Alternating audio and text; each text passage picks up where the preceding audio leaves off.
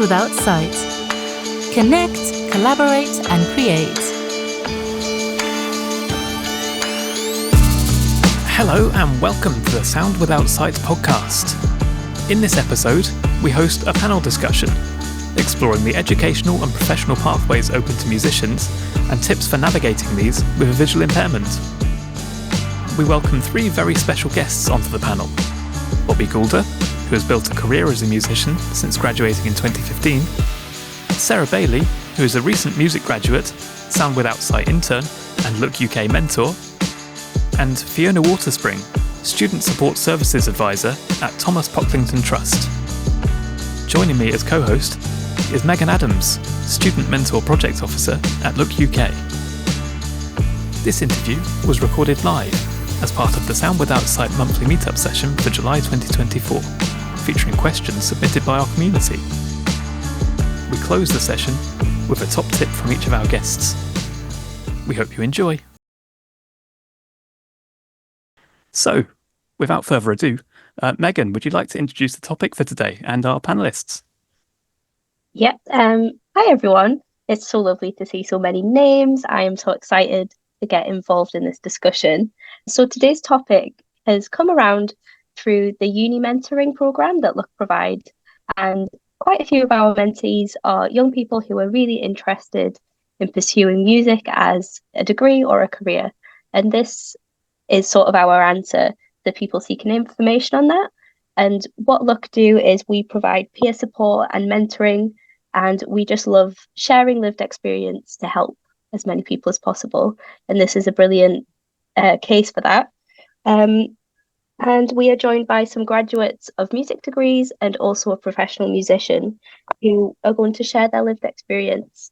And the aim of this is to share information, point you towards advice and guidance, and point you also towards the services that Look, Thomas Pocklington Trust and Sound Without Sight provide. And yes, we have some lovely panellists here. And can you please introduce yourselves? Fiona, can you go first, please? Sure. So good evening, everyone. My name is Fiona Waterspring, and I'm joining you today from Thomas Pocklington Trust. So just to explain who we are, in case anyone doesn't know. So we are a national charity that supports blind and partially sighted students aged 11 plus, but all the way through to university students with everything and anything education related. So I'm an advisor for the service. Although I didn't study music myself, I do have lived experience of sight loss and I have been to university. So I'm really excited to be here tonight to hear all your questions and to hear all the responses from our other panelists. I will just share a quick link in the chat to our main service homepage on our website. So if you would like to find out more about what we do and how we can help you, all the information is there. So thank you, Megan. Thank you, Fiona. And Bobby, can you go next, please? Of course. Hello, good evening, everybody. My name is Bobby Goulder. I am a professional musician, so I play the piano for a living, and I'm a vocalist, and I do quite a lot of work in theatre as a musical director or composer, and other bits and pieces like arranging and orchestrating and recording stuff. So yeah, a few different strands to my existence. I studied music at university back in 2012 to 15, and yes, I suppose other relevant info is that I have Stargardt's macular dystrophy, which is a retinal condition of the central vision. So I've had that since I was about 10. So it had quite a big effect on me while I was growing up and exploring my musicianship. Thank you, Bobby. And Sarah, can you go next? Yeah, so hi, I'm Sarah. I'm a music graduate. I graduated in 2022. I did a musicianship degree, so it was a mix of like bit of everything really, but I specialised in vocals. I'm also a mentor for Look UK because while I was at uni, like it was really helpful to have a mentor because I could ask them all the musical questions, and that was kind of related to being VI as well. And actually she had graduated from the same uni I went to, so it was a perfect match, and I could ask about loads of different things that my sighted peers couldn't. And I'm also an intern at Sound Without Sight, so that's why I'm here. Lovely, thank you, Sarah. And Sarah is also one of our amazing volunteer Look mentors, and these are volunteers who give up their time to provide a mentoring partnership. That is something that Look UK runs. And if anyone here is interested in having a university mentor, I will put the link in the chat and please get in touch. We are always looking for more mentees, and yes, just please get in touch. So we're going to start our panel discussion, and we have some questions that have been prepared. And like Jay said, we have some questions later on that you guys have sent in. So the first question, Sarah, you've already touched on this, saying your degree was musicianship. Can you tell me a little bit about why you chose that subject? For me personally, when I applied to uni, it was my second time trying uni because I wanted to train as a social worker and I was on a health and social care foundation degree. And I was like, okay, this really isn't me and I want to do music. And I was just getting back into music because I struggled with the A levels and I realized, I'm actually quite a contemporary person. So I started looking around at different contemporary degrees and my friend sent me the link and I was like, oh, maybe I should go for it. And I looked at that course because I could do a bit of everything. I could look at business, my music theory, and there were so many different modules in each year to choose from that it was quite a flexible degree. And I knew I also wanted to look at like creative expression and stuff like that. And it just gave me the freedom to sort of build my own degree based on the modules available in each year. Lovely. Thank you, Sarah. And Bobby, what course did you study and why did you choose that? Well, my course was just called music, which is very, very vague, I suppose. But I applied to Oxford University and was very lucky to get a place there on the music degree. It was quite an academic degree. I was quite keen to do an academic music degree covering a bit like Sarah says, covering quite a lot of bases rather than doing a straight performance degree on one instrument for a few reasons. I suppose one of the other things that turned me off doing a piano degree or, studying one instrument was I wanted to be at university with like lots of other people studying different subjects and get a bit more of a broad experience like that.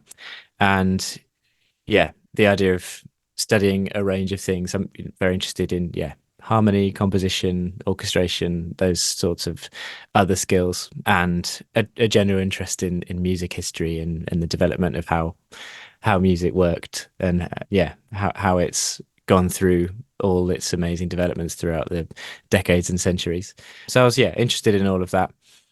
I would probably say that it was quite a old-fashioned degree in the end, as maybe you could imagine at Oxford, but it still gave me an amazing grounding and amazing ability to learn and develop. So that's in a nutshell my degree. Thanks, Bobby. And within that, how did you find the transition from A level to studying music at degree level? How was that for you? I mean, it was a massive challenge. I'd say the biggest difference was having to take a lot more kind of personal responsibility for your own learning. At A level, I don't know if everyone here is having similar experience, but I found that A level was quite neatly packaged, and you got all the information at the start of the year. These are the pieces we're going to study. These are the materials that we're going to use to kind of enhance our knowledge of this music or this particular period or whatever. Whereas at university, it was still compartmentalized into modules and sections, but you had to do a lot more of your own kind of research and find your own reading. And there's a hell of a lot more work, hell of a lot more kind of research to be done. You would get like a single week to study like all of Wagner, which, as people may know, is like it takes more than a week to just listen to Wagner's music, let alone actually, go into analyzing stuff and reading around it. So that was a real challenge. And then obviously from a VI perspective, getting to grips with a whole new, way of working. Like I couldn't read normal printed text, so I had to have a lot of help with that and develop some shortcuts, let's say. So I guess that was probably the main difference, being having to be a lot more independent. But making that transition actually was like whilst it was hard to begin with, massively beneficial moving forward. I think as well though, like A levels kind of felt like a memory game. Like cram all this information into your head in case you need it for the exam. Whereas like for my degree anyway, it was kind of like pick something you want to do, then do it. And like the exam brief was just so different. I feel like it was a different way of learning that suited me like so much more than A levels. I reckon it was kind of similar to if you do a BTEC. That's kind of what my degree felt like. Only no one holds your hand when you come to write assignments. It's like you said, you've got to do all that research yourself because everyone's going to turn in a different assignment, right? So that, yeah, I'd agree that the big difference is taking responsibility for yourself and advocating for yourself as well. Like no one's going to come up to you and go, "Are you struggling?" Like you've got to reach out to people and make use of the services and then take it from there. That's a really brilliant point, Sarah. Thank you. The self-advocacy element is something that comes up a lot in mentoring partnerships. It's sort of building on that about asking for help. How did you guys find the DSA support you were provided with? Bobby, do you want to go first? What sort of support were you given from DSA? So, well, yeah, I started at university, like I said, in 2012. So that's quite a while ago. And I'm hopeful and I'm pretty sure that things have moved on quite a lot since then for the better. I had a Very true. meeting. Yeah, that's good. I had a meeting a couple of weeks before I started with the kind of single person at the university that was responsible for all, access requirements. And I basically said to them, like, I think for now all I really need is an iPad just so I can like make notes and zoom into stuff and read PDFs. And they were like, "Oh, well, we don't really do iPads, but here's a load of other stuff which cost a lot more than an iPad would have cost, and I didn't use any of it." They wanted to give me a lot of like clunky desk items, like a sort of an extra printer or this like arm thing that I could attach a screen to, and yeah, it was a bit sort of embarrassing, kind of being delivered all this stuff, and I was like, I don't actually think I need this. Anyway, so that was slightly frustrating, but I should say that, yeah, firstly, I'm sure things have got a lot better now, and I know that there are better services and to kind of personalize what people actually need better. But also, my college were really good at. They did sort of ask. We had a couple of meetings saying like what's going to help most, and I actually had somebody come in once a week to like read my text to me, not text messages, as in my like, yeah, my reading, my books and articles and stuff that I had to read for essays. So I had a few hours a week with someone one-on-one who would read to me, and I could, yeah, discuss stuff with them, which was amazing. And I think that was, yeah, I think that was more or less it. Yeah, like they were still very much getting used to the idea of like providing access for somebody. So yeah, I don't want to give them too much discredit, but it felt like they were learning the ropes. Like I was the first person there that was trying to do the music degree without seeing so well. So we all learned together, let's say. Thanks, Bobby. And Sarah, what about you? Did you have a similar experience? Yeah, DSA was quite difficult because I got DSA equipment for my last course, which then wasn't appropriate for the course I then went on to do. But they were like, "Well, we've given you equipment and you're going to exceed your allowance." And I was like, "Oh, right, okay." Well, what do I do? Because I'm on a different course and these are the things that I want. So I had a lot of arguments with them. And my uni were really good because they were on my side and they were also good at filling in the meantime while DSA were taking their time. So yeah, I think like you, Bobby, my uni were very like, yeah, we've never had like fully blind person before. You're the expert on being blind and we're the expert on this course. So we've got to meet somewhere in the middle, and you've just got to tell us what you want because we can't read your mind. So Yeah, it goes back to the Yeah, self-advocacy thing, doesn't it? it does. If you just say like, here's what I need, then yeah, then that's all they can really, that's the best that they're going to get, isn't it? It's like you're the expert on yourself, like you say. Mm. Yeah, like you both said, self-advocacy is a massive topic within all courses, not just music. And making sure that you know what you need and have the research behind you. And that is why things like this are so helpful, because you can find out what worked and didn't work for other people. Fiona, I saw there was a message in the chat about DSA. Would you like to quickly talk about DSA? Yeah, of course. So I've put a little bit of information in the chat there, but I'll talk briefly about what DSA is for anyone who's not too sure. So what we've been talking about is the shortened version of Disabled Students Allowance. So if you're going to university or studying a degree, and if you have a disability, you can apply for Disabled Students Allowance, which is a pot of funding that comes from the student loans company. So it's often in conjunction with the other student finance you have, so your tuition fee loan or your maintenance loan. And it's a non-repayable grant. And it doesn't matter what your household income is or anything like that, but it's a set amount of money that can be used to pay for technology you need to help you with your degree, and also other kinds of support you might need, like note-taking support, help with accessing the library at university, or with a scribe or a reader and things like that. So I've just put a link there to some information from our website that goes over all the support you can get through Disabled Students Allowance.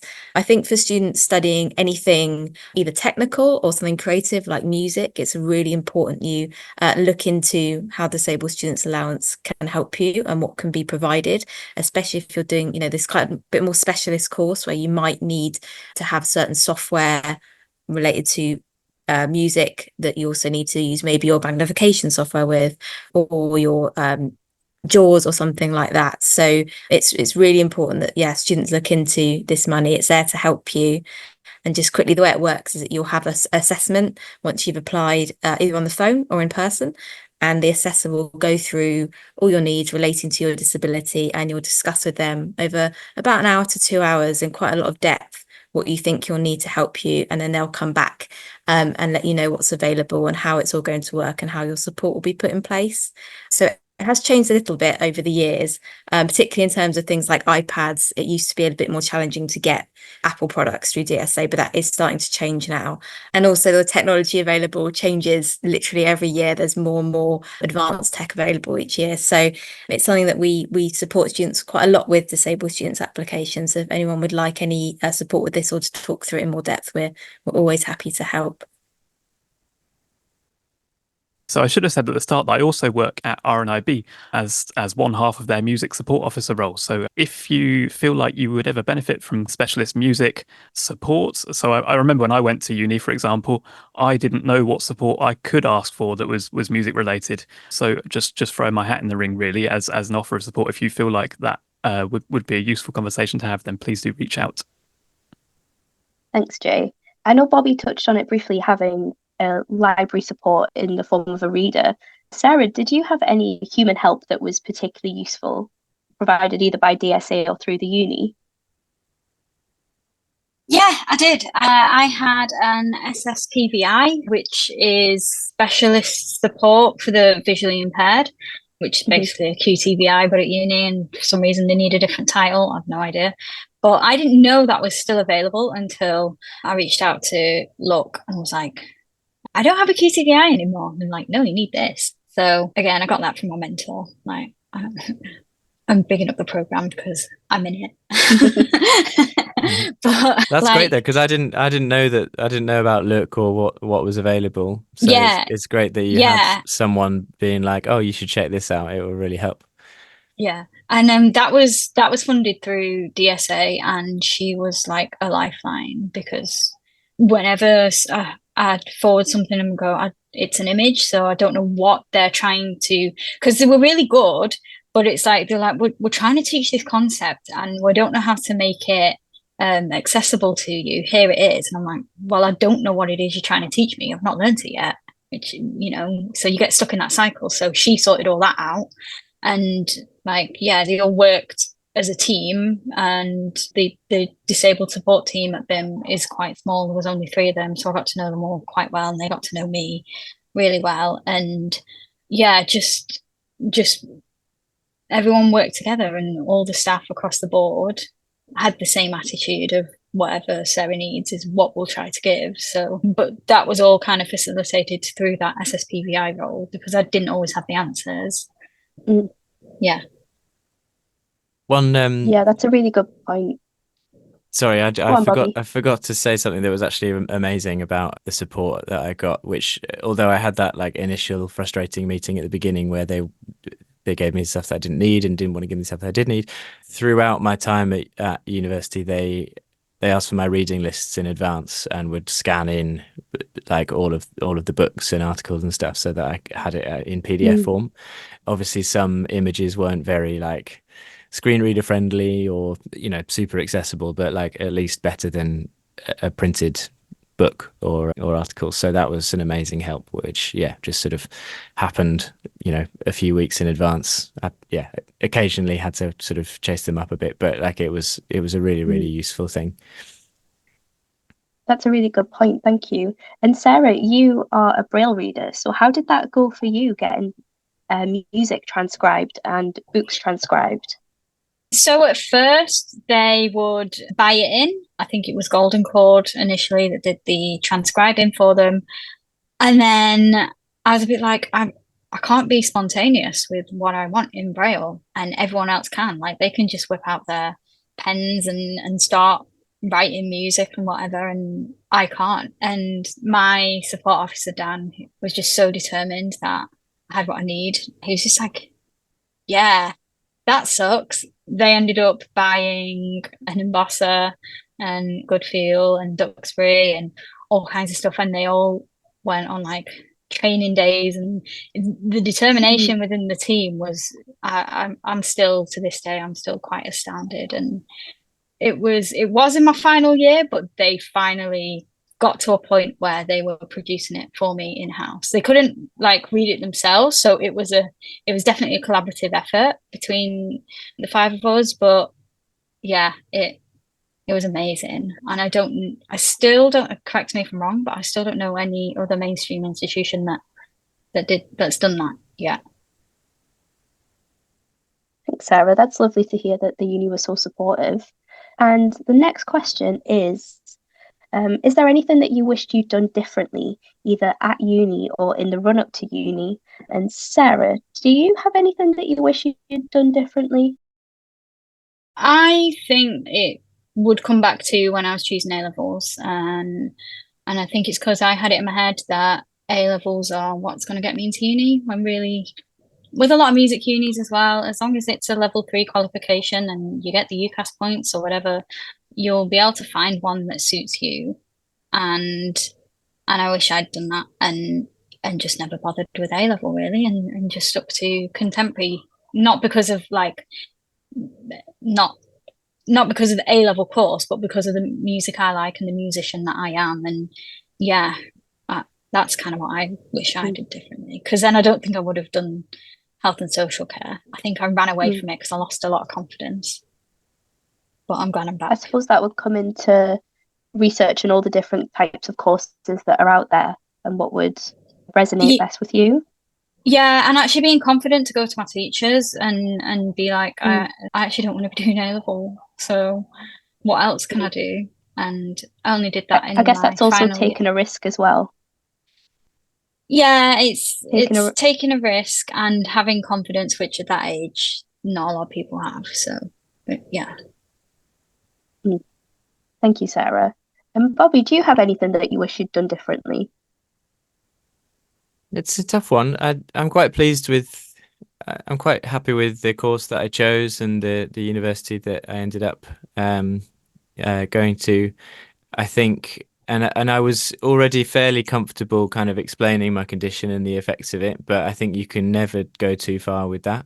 So not just with kind of tutors and, you know, the staff, but also with your peers, because often it's your peers that actually end up doing like just through goodwill and end up helping you the most sort of day to day.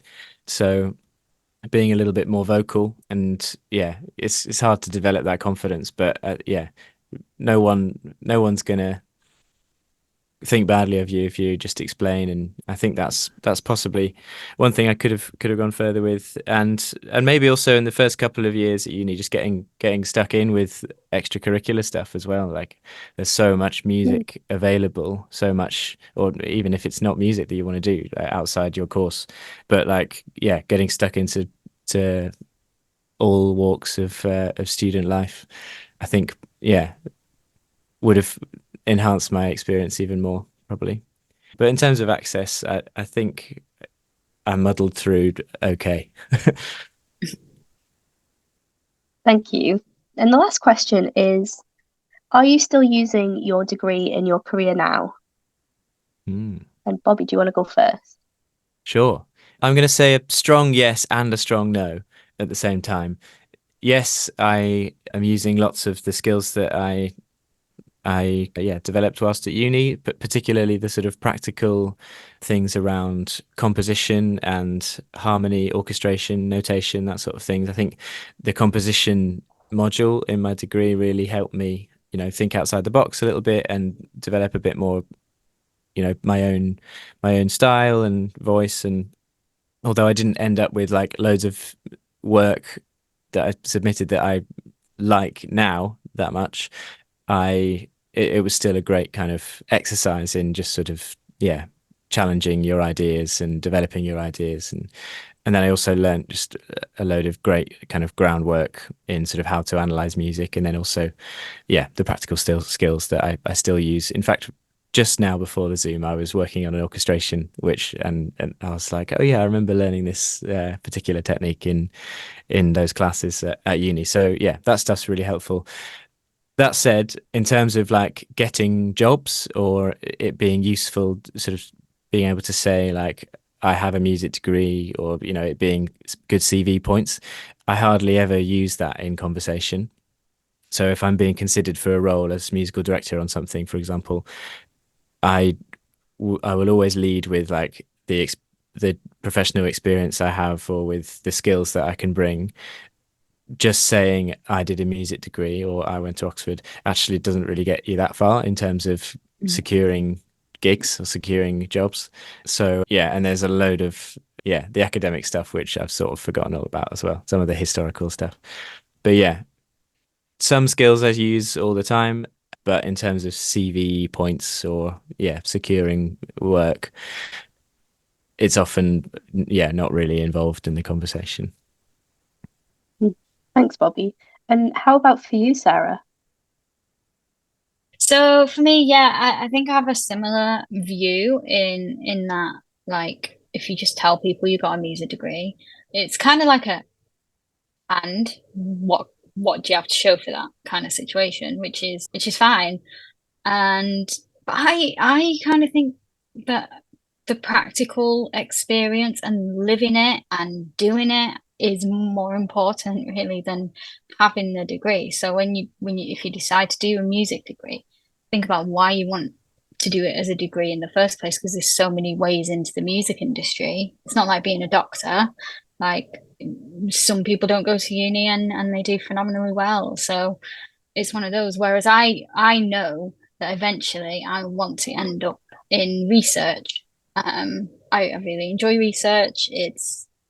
I'm just so curious to learn different things. So having that music degree kind of puts me in good stead for that. And also, if I decide somewhere down the line I want to train as a music therapist, then it's a master's qualification. So I've got the music degree. So I feel like everyone's circumstances are unique, but there's no pressure to if all you want in your life is to just I really want to be musical. It doesn't have to be through doing a music degree is all I'm trying to say. Like if you choose to do a degree, there's other options to consider, like why you're doing a degree. Great, thank you. Thank you both for sharing. And I think I'm going to pass over to Jay now for the audience questions. Thank you both again, and thank you, Fiona. Awesome. Thank you, Megan. So yeah, I'm just going to lead us through some questions that we had submitted in advance. So we're going to start off with some questions about technology.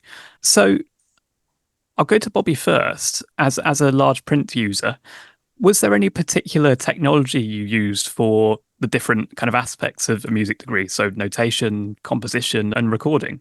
Yes. So if we're talking about music notation, then I've used Sibelius for a long time. Even before I started at university, I was using it in the last few years at school. And that's still what I use all the time to this day. And for recording, I came to sort of the production and recording side of things much later. It was pretty much after uni, or maybe started exploring a bit in my last year. But I use Logic and still use Logic. I actually find Logic quite hard visually to use, but the inbuilt accessibility functions within Mac are good enough that I can zoom all the way in and access it quite well. I don't use and haven't really ever used any like extra software like JAWS or sort of full screen readers like that. But I found Sibelius and Logic just about functionally they do everything I need it to do. Can be pretty difficult visually, but there are various settings you can adjust within them to make it easier for yourself. So yeah, hopefully that answers. Yeah, I might jump in there quickly as well, just with a bit of my own experience, because mine was similar at uni. I didn't find myself using loads of specialist software. It was more, choosing options for mainstream software that had been designed quite inclusively. So for recording, I was using Pro Tools, and for notation, it was Sibelius. I know these days, MuseScore, they've done a lot of work on accessibility and have, or from what I understand, kind of overtaken Sibelius, certainly in terms of Braille and screen reader support. But yeah, in my DSA application, although those are mainstream pieces of software, I still kind of advocated for myself to get copies of those to use on my own equipment, so that, rather than having to use the kind of the Macs or the laptops that the music department had, I had my own computer that was set up, for my own access requirements, and then had copies of that software on there. So that might be a useful little hack for some people. That's a really good one, because it's not just accessible software. It's like you have to be able to use your computer, your like home device on these mainstream pieces of equipment, software. Sorry. Exactly so. And Sarah, any technology that you used, whether it is for composition or notation or anything like that? I used Logic when I was at uni, but honestly, like recording and production and stuff, it's not something I'm mega interested in. So I was a big believer in, you know what? I'm surrounded by loads of production students. They'll do it for me. So I used it as a networking opportunity. I could do this myself, but you're my friend. So I was quite strategic. My housemate ended up being a production student. So good choice of housemate. I know. I really made use of I can't call them resources, can I? The people around me, though. But yeah, when I had no choice, I did use Logic on my Mac, but it wasn't funded by DSA or anything. It was just that's what I had, and so that's what I used. Cool. And I imagine your uni as well would have invested in some kind of software to support the Braille transcription. I don't expect you to know what that is, but it might be something for someone listening to consider. There are options for them, and actually they've become a lot cheaper in recent years. So I would say check out the resources on Sound Without Sight for automated Braille tools. Likewise, with the large print stuff, we actually put out an article recently, which was all around producing your own large print music using software. Again, there might be some good stuff in there for you to take or use as inspiration. So, just seeing, I think we've covered off most of the tech stuff. We might come back at the end for some specifics, but just to move on for now to career stuff. So these are going to mainly be for Bobby, I imagine. So we've got it's quite general and also quite a specific question from Humberto, who is asking, how stable is a career as a professional musician? And what do musicians kind of do for income besides gigs and releasing recordings? Yeah, amazing question. I mean, music is sort of famously quite an unstable profession. But if you crack on and believe that you've got good skills to offer, then there is actually a lot of avenues for income, of which I've tried to tap into as many as I can. My wife, just for sort of other reference, is an actor and has found that there's, she keeps saying, like, if we have kids, I'm going to make sure they're musicians rather than actors, because there's so many more opportunities to make money than acting. Anyway, so yeah, I mean, so ways to make money. To begin with, I did pretty much exclusively teaching.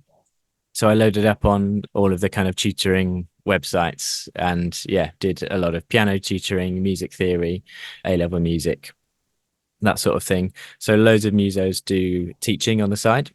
And then there's, sort of performing at events. If you get on the books of a few agencies, or just kind of reach out to all your networks, or if someone's getting married, say like, oh, like if you need a pianist or if you need a singer or whatever, and you gradually build up a network of performing at events. So weddings are quite a good one, or just pubs, bars. There's a kind of piano bar circuit in London, which sort of in and around those sorts of gigs as well.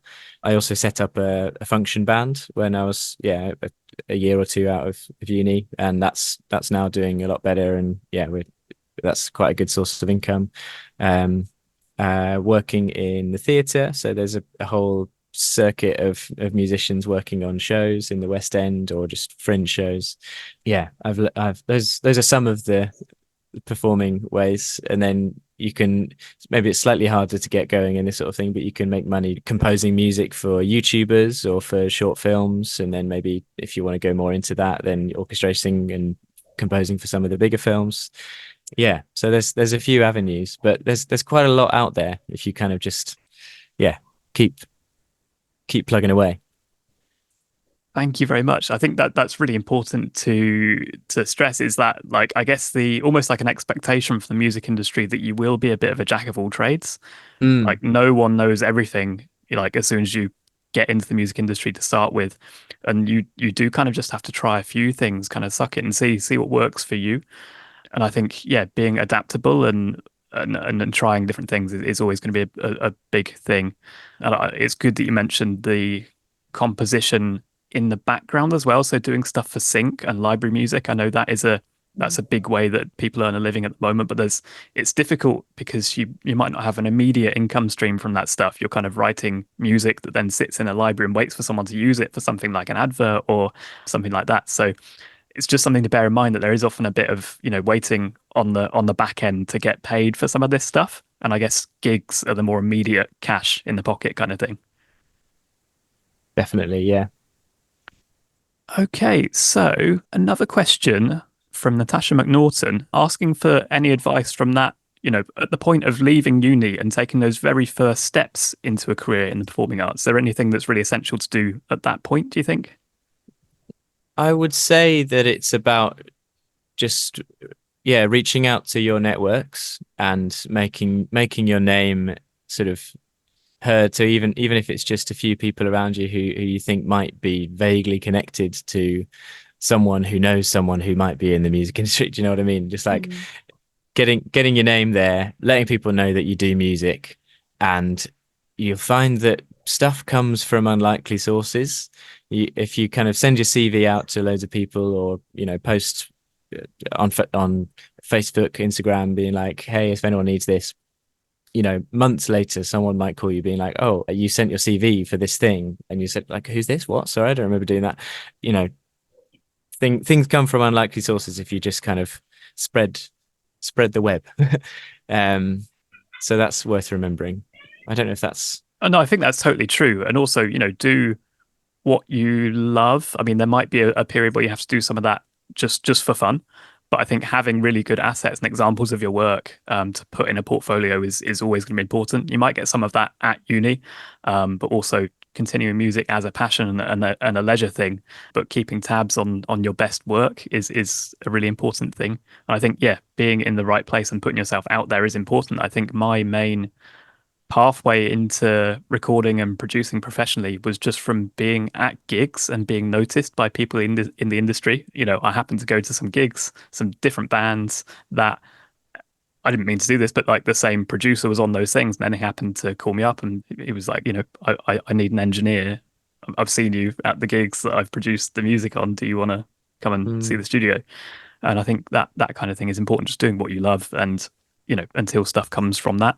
So hopefully that answers your question, Natasha. You've actually just touched on something that I should have said in the question. Is there anything you wish you'd done? Because that's probably something that I regret, is not having a kind of bank of what I feel is my best work. I was so preoccupied with getting work for other people and doing stuff for other people that sort of emerge a few years later being like, well, I've done all this work and I've like scraped a living, but is there anything here that I'm actually super proud of, or that I can show people being like, this is my best thing? So yeah, if you're not up to something, then like just create stuff based on what you love. I'd say is good advice, because then that's never going to go away. You've always got that to show. Awesome. And Sarah, did you have anything to add in terms of taking first steps into a music related career? I think looking out for different opportunities that are available, and start like planting the seeds while you're at uni. Like, don't forget, everyone around probably hopes to do something in music. So make those connections with your peers while you're at uni, because that can lead to opportunities. But I think at first it's kind of one of those things, in it you take what you get until you're confident and comfortable enough that you've got enough experience. But I'm not saying it's easy, but it's worth it though. Awesome. Thank you very much. No, I agree with that wholeheartedly. So we've got a few questions now around educational pathways, how to set yourself up for a career in music. One question from Daniel Johnson, who is basically asking, he loves all different kinds of music making, so composing, arranging, producing, and it feels like there are so many options in terms of what he could specialize in at university. What pathways at uni and beyond would allow Daniel to keep as many interests open as possible without restricting himself? You're preaching to the choir here, Daniel. I've had this issue probably, all along. Wanted to keep all the options open, but maybe not knowing exactly what the speciality is.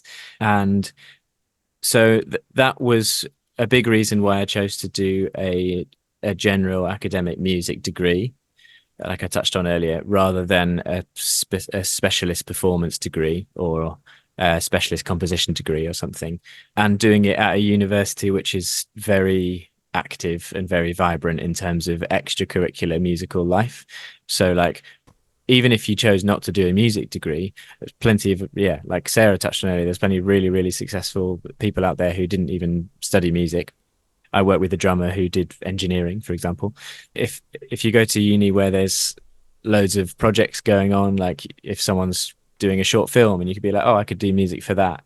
Or like someone's setting up a band and you could be like, oh, I could play bass for that. If you just sort of try and get involved in as many things as you can whilst at student level, then you've sort of got that groundwork of like knowing what you like doing and knowing what sorts of things that you might want to push further, figuring out what you're best at. I'd say just sort of take on everything and try it and see how you get on would be my advice. Sure, thank you. So we've got a question now all around research, the kinds of stuff you do at university, that there's a lot of research involved. Elizabeth Eagle is asking whether you have any tips for conducting research in musicology specifically, or maybe more generally, just doing research, things like navigating archives or research related in general. You've got your SSPVI. I would book in quite a few slots each week and I'd go, this is where I'm at and this is what we need to do, and we've got to do some trolling through loads of different archives and stuff like that. I mean, a good place to start, I think most people would agree, is like Google Scholar, and then that'll just send you down like a research rabbit hole. I just took over with that question. Now I don't know where I'm going. No, that's totally fine. Maybe Fiona, do you have any tips for or examples of how people have been supported to do research? Yeah, that's a good question. I don't specifically in music, but I know that particularly if you are needing to go into archives and things like that, through Disabled Students Allowance or possibly directly through your university or the place you're studying, you will be able to get that human support, we call it, or sometimes it's called non-medical help. So that support specifically for you from another individual who understands your sight condition, who can help you with the practical aspects of that. So we know that sometimes students can find it quite daunting if they need to undertake sort of research in that way that might be practically quite difficult for them, but there is that support available to do that. And also in terms of, using online resources for research, so all the sort of searches that you will do for various sort of papers and things, sometimes they can be a little bit difficult to navigate with some of the magnification software people use or screen readers. But again, as sort of Sarah mentioned, if you're at university, you will have access to a specialist support person for vision impairment, that's an SSPVI, as Sarah said, who can help you with that. So I think it's all about really making use of all the people that are available for you at university to help, and also getting to grips with all the technology that can help you with sort of accessing that research, because it's really important that students with vision impairment don't miss out on any of those opportunities just because sometimes there are sort of practical challenges. Amazing. Thank you very much. That was really helpful. So this might be for you as well, Fiona. We've got a question from Yusuf, or from a couple of people actually, asking whether we're aware of any schools or colleges in the UK that are kind of especially good at supporting VI musicians. Any that have high numbers of Braille music readers or assistive technology users in their music department. Sure, so that's a really interesting question. We get asked this a lot about all sorts of different courses, who do we recommend and things like that. And we always have to be a little bit cautious because sometimes we find that we can have two students at the same university or college, even sometimes doing the same subject, who have got really different experiences because, as we know, everyone with sight loss is different.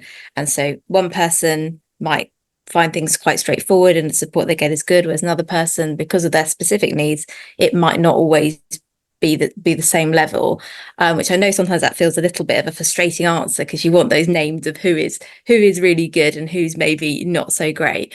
But what I will say is this is why we always say it's really important to do what you guys are doing now and come to events like this and hear from people like Sarah or like Bobby who've been through this process and hear about what their experience was like, and not necessarily assume that yours will be the same at, for example, Oxford, as it was for Bobby, but actually to ask people to kind of give you some recommendations and use that knowledge to then go into things like open days. So go to the university or college you might want to study at, visit them, talk to as many people as you can, read all the information on their website. That kind of knowledge is power, really. So though we can't guarantee the specific place is going to be perfect for you, there is that preparation you can do. Also doing other research online. So for example, we've got things like this, but we've also got a Facebook group for blind and partially sighted students. So sometimes students will go on there and ask, has anyone studied at this university? What was their experience like? And other students will tell you who've been there and done it. So yeah, I'm sorry haven't got that pinpointed answer for you, but I hope that gives you some ideas of how you can find that information you need to make that choice. Absolutely. Yeah, it's a question that I've heard a few times at RNIB as well. And I often say that's kind of not the way that I'd recommend thinking about it. First and foremost, put your best foot forward and what you want to do, where offers that experience, because any university should accommodate your access requirements, should make adjustments. So yeah, there's that. Having said that, there will be some universities that are more used to doing that than others. So yeah, like Fiona was saying, go to open days and make your own judgment in, when you communicate with the department there, whether you feel like they'll be open and give you an easy experience with getting what you need.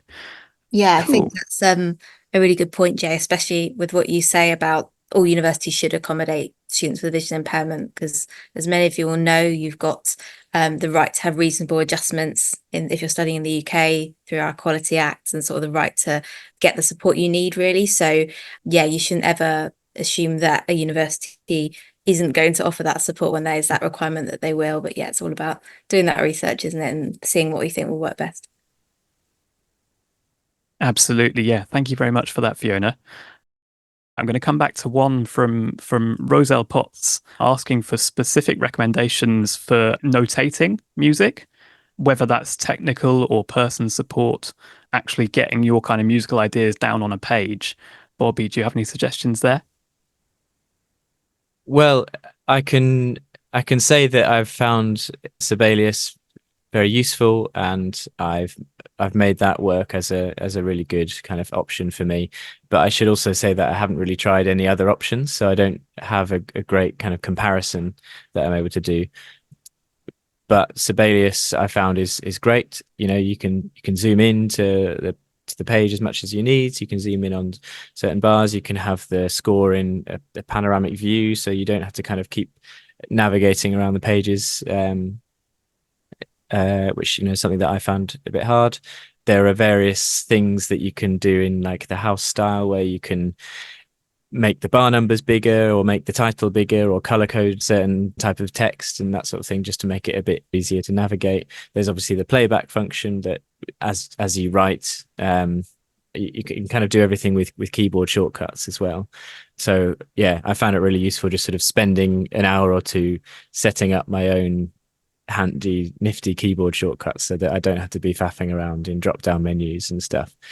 So that's saved me a lot of time and headache, eye ache. So yeah, and at some point, Jay, I will do that article on the musical notation and accessibility in Sibelius. But that would be great. Everyone can look forward to that, because actually there aren't like loads and loads of resources online for this kind of stuff yet, and that's one of the reasons behind Sound Without Sight really is to pull everyone together and try and generate that content. Sarah, did you have anything to add there in terms of communicating and writing down your musical ideas? I was old school and just used music braille because I liked having something physically to hold. Like, I use my ears so much that I feel like they get tired, and sometimes you just don't want to hear it. So yeah, I had a Perkins or one of those, what were they called? Those like little labely things. I used to pull one of them out sometimes, and people are like, "What are you doing?" I'm like, "None of your business." And create little sticky labels and stick them on my clothes and on my bag, and people are like, you got stuff stuck to you, and I'm like, yeah, because I did it. Yeah, I got very creative with the things I did. Amazing. No, I'm glad to hear it. And I think that's a skill, right? You have to be creative. So one of the things that came out of our last meetup actually was an example that Andre Louis gave of using Logic to notate stuff. So kind of not getting too bogged down in the the layout on a page, but using Logic to record with the kind of auto quantization on. So you just play in according to a click and it will kind of snap stuff. And then I wondered whether there might be a role, whether it's person support or whatever, someone who can just tidy that up in terms of presenting the notation in a useful way. Whether there's any precedent for that, I'm not sure, but it might be that if you really struggle just to write notation, I know I really struggled to read staves, and yeah, I was interested to hear more about that, just recording your stuff using MIDI in Logic and then exporting a score from there. Yeah, that's definitely possible, and I've seen composers do that as well, that they have a very clear kind of oral idea of what they want it to sound like, and maybe not such a grasp of like what it should look like as like clear notation. And the Logic scores that they sort of generate aren't like they get all the notes right and all the rhythms right. Sometimes it looks a bit funny from a sort of copyist point of view, but there are services out there. It doesn't necessarily have to be a specific VI thing, but there are kind of music notation, music preparation services that specialize in kind of making your music score kind of look really, really presentable, so that it's kind of, it can be perfectly sight read at first go by a good sight reading player. Cool. Yeah. So that's great. That it sounds like there are some solutions there if you're just not confident with the visual layout, for example, of what you're notating. That concludes the questions that have been submitted ahead of the session. We now open up for any further Q&A or reflections from attendees. Our intern, Zenny, leads us through this section. Yeah, I'm just going to start off by saying that was a really, really insightful discussion. I wish that there was something like that around when I just finished school and looking into university and music and stuff like that. But yeah, I mean, what did you guys think? Hi, it's Daniel here. I was just kind of likewise reflecting on it. I just think it's really nice to, in my case, finally be around people that, really seem like they're like-minded. Absolutely. I mean, Yeah. I remember going to uni or, even before that, feeling like I was the only VI person to be doing music stuff. And that's kind of the ethos behind Sound Without Sight as well, is giving people a kind of focal point to try and collaborate a little bit and not feel quite so isolated. So no, very, very glad that you feel that. I think starting uni for me just feels like yesterday. I remember being in so much shock. I was like in Freshers Week. I remember for me, I wanted to do music as an A-level subject because I did it in GCSE, but then the school that I was going to like do sixth form education were unable to facilitate for me to do music, which was quite sad, but it is what it is. And yeah, that's why I would have kind of loved to have something like this, or like to have known of kind of somewhere I could turn to kind of, obviously now I know that that's not right, and that like they should have told me that before, and there's stuff in place for that, but at the time I didn't. So but there's so many different pathways into music, and I think that this discussion's really shown that it's not, as much as education is great, it doesn't have to be an academic pathway. There's a few different routes into music, which is really lovely and which is really cool. Yeah, plenty of routes into the professional scene without doing an academic degree in it. Kind of an unrelated question. I was wondering, having just sort of done my A-levels and BTECs and not really kind of released any work, I was wondering, how can I actually go about getting a portfolio together? So you mean in terms of getting your own music out into the world? Yeah, absolutely. So I don't know if you're kind of used to recording your own stuff, or putting demos together in something like Logic, or I mean, to be honest, all of my work is kind of done digitally. I use a couple of different DAWs, and it's all done through that. Okay, anyway. But you have some kind of you have the means to record and produce. Yeah, absolutely. Yeah. Well, I mean, lots of people use things like SoundCloud, or you can set up your own YouTube channel, or just kind of post things on social media is how a lot of people are doing it these days. Jay, you probably have a bit more insight into the sort of production releasing world. Yeah, I think, a lot of it is just doing what you love, having fun, just make stuff, just keep making stuff. Like if you enjoy making music, then I guess that shouldn't feel like a chore too much.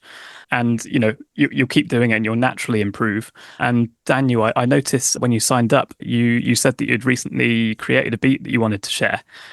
Oh, sweet. If you would like to do that, I would suggest perhaps posting it to our forums. Obviously, no pressure to do that, but it's something that we might be able to use this group to kind of give you feedback on. Yeah, but yeah, I'd be keen. In terms of like platforms, Jay, what would you? I've just off the top of my head thought of SoundCloud and then the usual YouTube and social media. But is there anything else like Bandcamp maybe? Yeah, I mean Bandcamp is good if you're looking to make a bit of money as an indie musician. You'll get by far the most revenue using Bandcamp because most of the money goes to you directly if people buy your stuff. If it's just kind of getting demos together to share with people do still use SoundCloud or even Dropbox. But SoundCloud is good, in that you can take away people's ability to download stuff if you don't want people to. But yeah, have fun making stuff. And I guess around that, once you've got the content and the music, you can then maybe work with someone or do it yourself, create some artwork, start writing about yourself and what makes you, tell your story a little bit, what makes you an interesting and unique musician, because you kind of need that unique selling point if you want to be a kind of recording artist. So it's, starting your development as an artist is, I guess, in tandem with making music is something that you've got to do. Yeah, sure. Yeah. It's really useful to just have like one link that you can send people and go like, this is my stuff. Yeah. Yeah. How did you find social life in university? Yeah, I think that's actually quite a good question, because I think a lot of people struggle socially at uni. You know what? One of the wonderful things about music is that music is social, right? People come together, they go to gigs, they go and end up on nights out after a gig. It's a very social atmosphere. So first, I really struggled socially for a variety of different reasons. And so the way I kind of got around it was like I went to a lot of extracurricular clubs and cornered people one to one, and then I started making friends from there. And my best friend that I still talk to, like that's how I made friends with her. And actually, we made friends because I was in a really busy hall and I just shouted, "I need a guide," and she was like, "I'll guide you." She only confessed the other week that she agreed to do that because she didn't believe I was blind and she wanted to find out. So, but yeah, I think some of it is kind of growing in confidence, but also learning how you socialize with others and drawing on that. And you might prefer one-to-one interactions. You might prefer to be in a group. There's no right way to socialize. It does take a lot of energy at first, but that's not a VI thing. I don't think. I think that's just that everyone's new at uni, and that's why freshers exist, so that people can get to know each other. So go to your freshers week. I'd endorse basically everything you just said there, Sarah. That was actually the thing I was most nervous about and the thing I found hardest, especially for the first weeks and months. But it goes back to what I said earlier about like you have to just be comfortable explaining your position to people, because if you say like, when I come into the like where we have dinner or like come into a busy pub, like I'm not going to be able to see who's there, so like if you explain, people will make a bit of an effort hopefully to be like, oh hey, we're over here. So yeah, that's definitely I think the best thing you can do. You've got to just explain. Yeah, and I think the uni experience is a lot different because people are older, a little bit more mature, so you're more likely to, even if you've had a hard time at school, like a lot of us have, like uni is where that door starts to open, and you're like, oh my God, people will be my friend. And yeah, and my social life at uni, if I lived that now,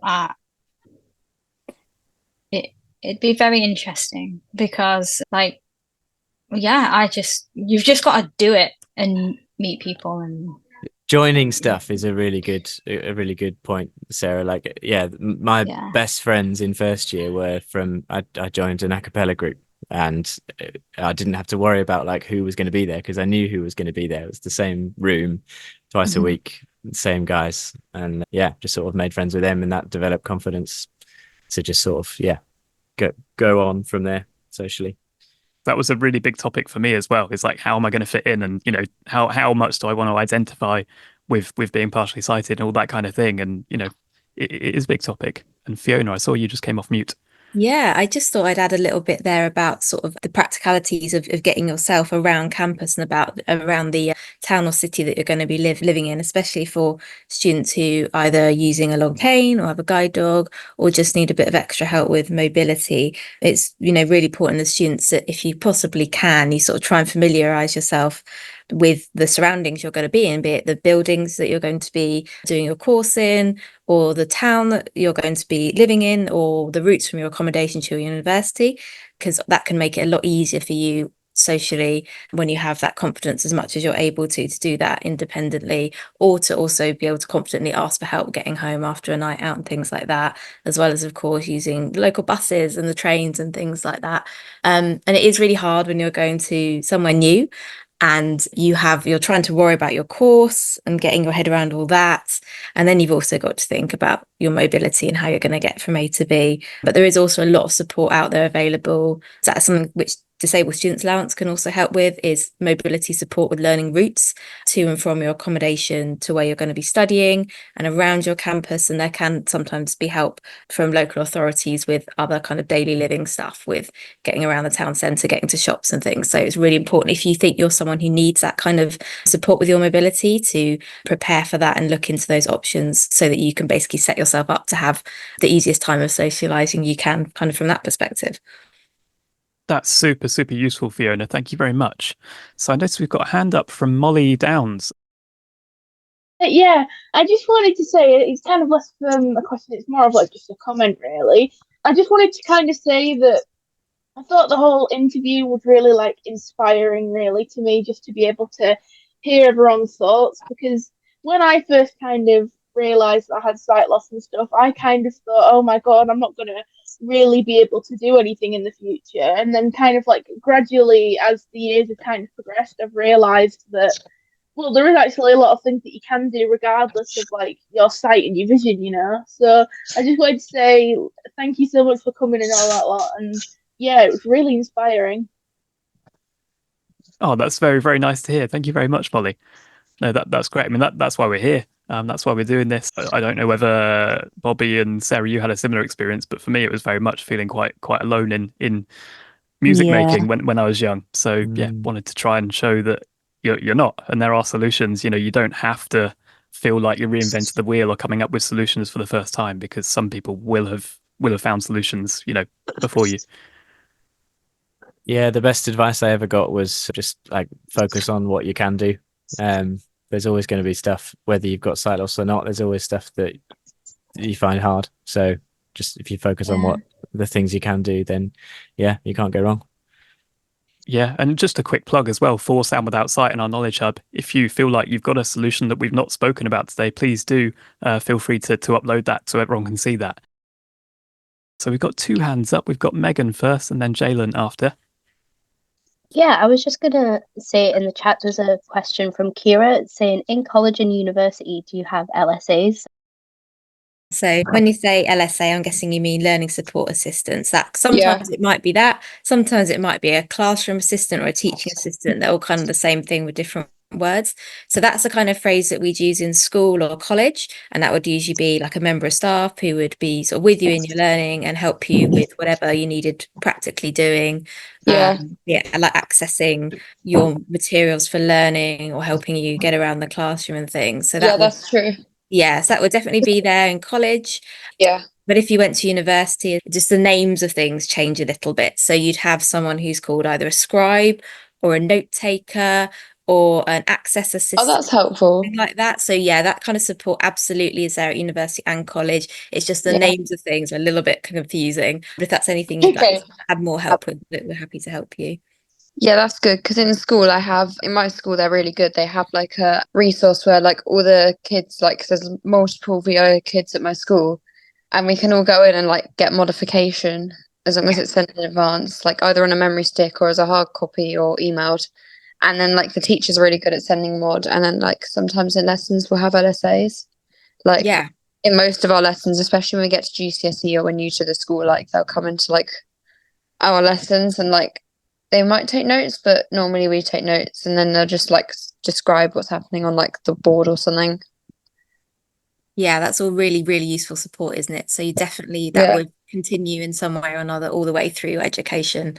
I'm guessing they can like, if I go into like, because I'm actually really into composing music. I've actually recently done a school composition. At some point I want to release on Spotify, so stay tuned for that at some point. My pop star name's Blaze, just to put it out there. But yeah, I do a lot of composing. So I also do it with one of my piano teachers. So I'd assume there'd be someone who can like help me on Logic, because that's what my LSAs do as well. Absolutely. And sure, should be able to.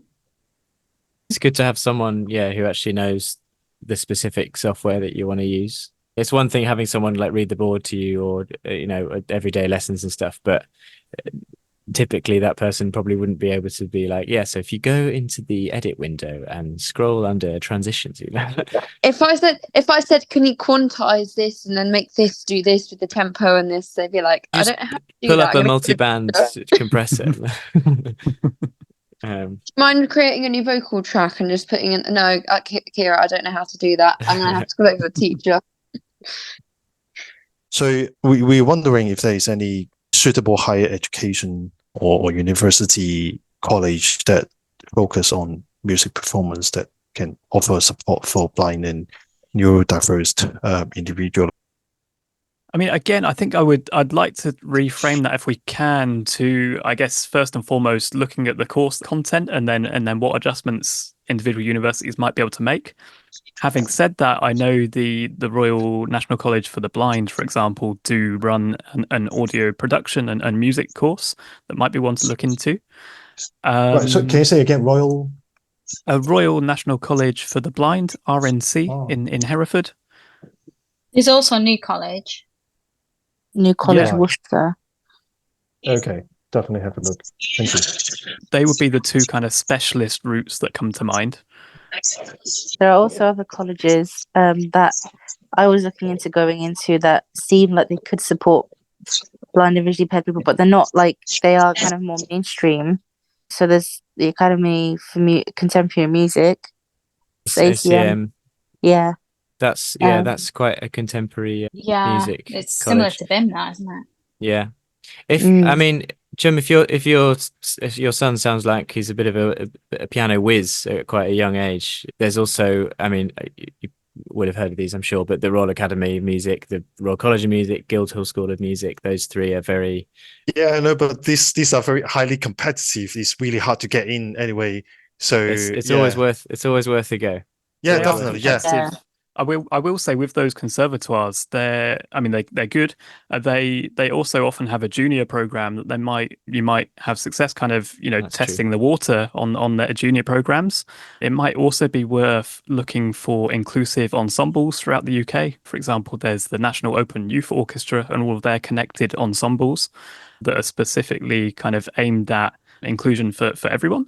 And there might be routes through going for those, those opportunities and those ensembles that advertise themselves as inclusive. They might be plugged into conservatoires potentially. Conservatoires often also have scholarships for underrepresented communities. So I wouldn't be put off by the perception that conservatoires are very competitive. Got it. Thank you so much. Just worth looking into what kind of access they're able to give. It should be good, but it's just worth having the conversations before. Sorry. And Jalen, your hand is back up, and we'll make this the last question. Okay, I was gonna ask, do you get funding like for people with VI?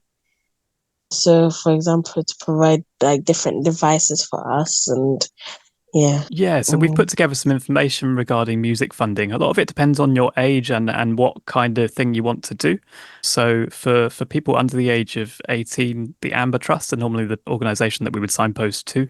They can support tuition and a few other strands of work as well. Once you get over the age of 18, then there's RNIB. They currently have the Elizabeth Eaglebot Memorial Fund, which are small grants targeted at musicians who are looking to become professional and to sort of support them in their development. But as far as I know, they're for 18 plus. There may well be other grants and foundations who can support. Maybe they don't advertise specifically as VI music, but definitely worth exploring what grants are available generally for young people, and also looking at places like youth music. They have quite general inclusive opportunities. Some of those include funding and some don't, but definitely worth. So if I were to go to a college, what like for music and for people with VI, what colleges would you suggest? Again, I would say look at the courses and look at the colleges that you would like to go to. There will be some like New College Worcester and the Royal National College that will be kind of naturally set up to support, but also don't write off mainstream routes either, because every educational institution has a responsibility to support whoever wants to study there. Okay, thank you. Someone in the chat said you could look into the Powell Family Foundation. Yeah, that was me. I know they provide grants for assistive equipment, but you could look into whether that would also cover assistive tech that would help you with your music. Okay. Thank you. So I'm going to draw the kind of panel part of the interview together now and thank all of our panelists very much for their time. I was wondering if you could each leave us with one top tip to take away, and we'll go to Bobby first. I would say try and stay positive about your situation and come to everything with an attitude of like, how can I do this, rather than sort of saying like, oh, I can't do that because of this. So finding solutions rather than problems, and explaining yourself in a positive way can be a really, really compelling thing, rather than viewing it as a kind of barrier or something that someone has to kind of work extra hard in order to accommodate. Yeah, sometimes it can actually be a good thing, and people can be excited to work with someone that has a different approach. Yeah, there's probably a few different nuggets of information in there, but yeah, just stay positive and don't be afraid to explain yourself. Thanks so much. And Sarah? Engage and follow the things that you find interesting. So find something that you are really passionate about and just go with it and follow it. You only get what you put in, so just really go for it. Thanks so much. And Fiona? I think my main piece of advice would be that you kind of can't prepare too much for university, really, in every sense of the word. So find out as much information you can about the course you think you want to study, the town it might be in, what kind of support is going to be available to you and how you're going to access that. And although that can all seem really daunting, information and knowledge is power. And my guide dog's making a very loud noise in the background, so sorry if you heard that. But yeah, just going to university feeling excited, ready for new experiences, and knowing that there is support out there for any challenges that you might come across. Thanks so much. And Megan, thank you for co-hosting with me. Thank you. It's been so lovely. And I just want to say that I think my tip is to practice self-advocacy as much as possible before uni, just so you've got that basis, and practice what you want to say so you feel confident when you get there.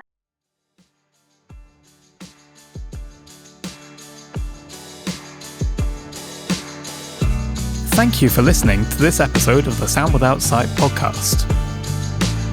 Sound Without Sight is a community-driven online knowledge hub, collating information and resources to support blind and partially sighted musicians and audio engineers to break down access barriers.